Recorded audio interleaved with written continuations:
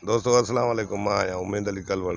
असांजो हिकिड़ो पिरी प्यारो दोस्त आहे शाहिद खोसो सक्कर जो आहे, उनजो चैनल आहे शाहिद खोसो व्लॉग। शाहिद खोसो व्लॉग।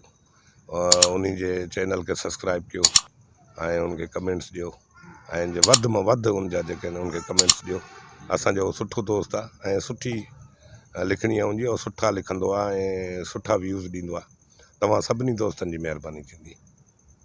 अस्सलाम वालेकुम दोस्तों, उमेद अली कलवड़ साहब जूं लख लख महिरबानियूं जन असांजे लाइ वीडियो ठाहे ऐं असांने सेंड कयो। ऐं अली हसन चॾड़ साहब जूं बि वॾियूं वॾियूं महिरबानियूं, लख कुर्ब उन्हनि जा असांजे मथां इहे थोरा ऐं कुर्ब जेको असां सां एतिरो प्यारु कंदा आहिनि।